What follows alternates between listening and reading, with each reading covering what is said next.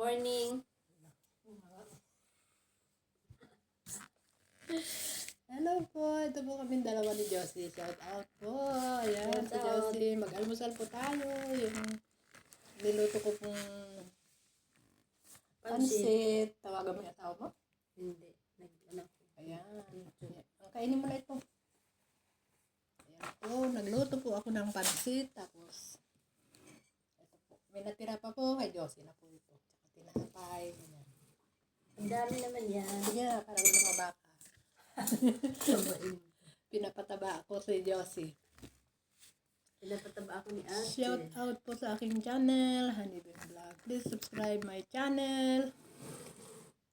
Mamaya po ay baka maghipon po sila o isda, hindi ko pa po alam.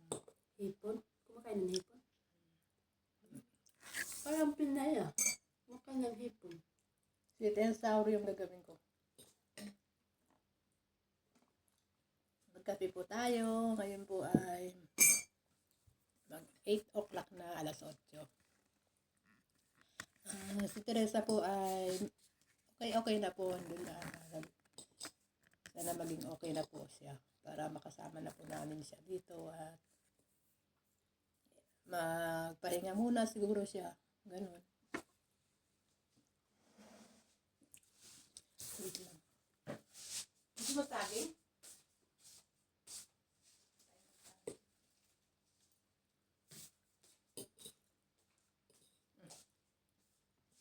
Maubos mo yan? O hati muna tayo? Ito? Hati. Maubos mo? Hati tayo. Laki Hindi ko ako. maubos. Kahit ako. Pero si Teresa, maubos niya ito. Ano, maubos yan pag gutom ka. No? Pero Ayan pag po, hindi. kain po tayo ng saging sa umaga. Maganda po ang saging sa umaga, kaya kain po tayo. Ayan, ito kay Josie. Ayaw di daw niya maubos dahil ang saging purito ay ganyang kalaki. Hindi ka guys sa atin, ganun lang kaliit. Di ba liliit ng saging sa atin? Oo. Nangangatiin dito ko. Bakit? Saging, kain po tayo ng saging. Mga kababayan kong magaganda. Mga beautiful lady. Aray ko, ang kati ng ilong ko. May sipon ako. Kaya makati. Magandang umaga po sa inyong lahat at magandang tanghali, hapon, gabi dyan sa Pilipinas. Shout out po sa aking channel, Honeybee Vlog. Ngayon po ay araw ng Martes. Baka po ngayon ay maghipon po sila Rubian. Mag-Rubian sila or fish, okay lang po. Kayang-kaya yan. Sa mga nagde-day off po nating mga kababayan, ingat po tayo palagi at ingat sa pagtawid at bago umalis ng bahay, magdasal muna at magdala po kayo ng tubig dahil mainit-init pa po ang sa labas or magbili kayo ng tubig, alam naman nyo naman siguro na yun. Shout out sa aking channel, please subscribe my channel. Pindutin nyo lang po ang notification bell para lagi po kayong updated sa aking mga videos. Simpleng video. Yan lang po ang aking masasabi dahil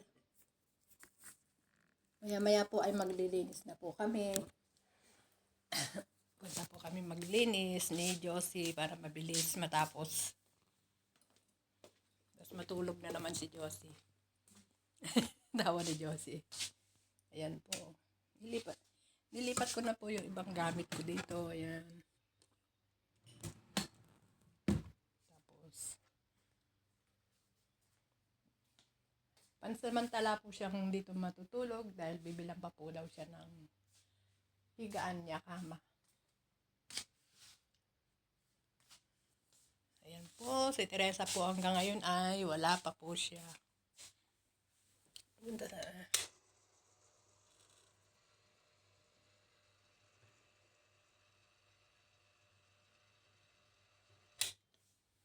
Yan. Teresa pa po ay hanggang ngayon ay wala pa po siya. Baka mga Ngayon po ay sinitiskan po siya. Baka titignan pa po kung okay na po siya. Pag okay na po siya, siguro after mga 3 days, pwede na po siyang umuwi dito at dito na lang po siya magpapahinga.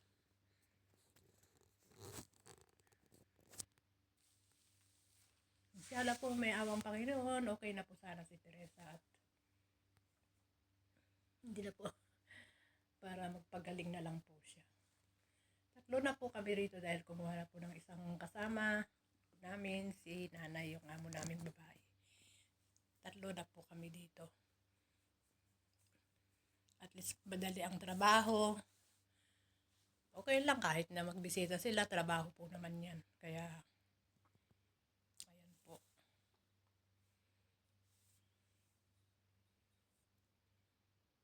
Yung gamit ko nga po, ang dami. Dahil yung isang cupboard ko po ay binigay ko dito kay Josie dahil kawawa naman, wala naman siya paglagyan ng damit niya. Ito po yung sa akin, halo-halo na po yan. Dati po doon ang damitan ko, pero ngayon ay dito na. Kunti lang naman po yung mga damit ko, hindi kagaya kay Teresa na isang dami. Kasi yung sa akin po, pinapadala ko po sa Pilipinas. Tapos pag nagbabakasyon po ako,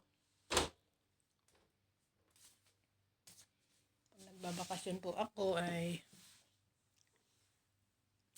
iniiwan ko na lang po doon. Ayan po. Shout out po sa aking channel, Honey Beng Vlog. Okay po, bye-bye po. Hanggang dito na lang po ang aking munting video.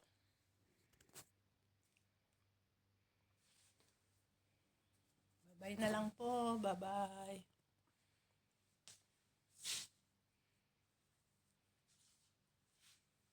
Ingat po tayo palagi.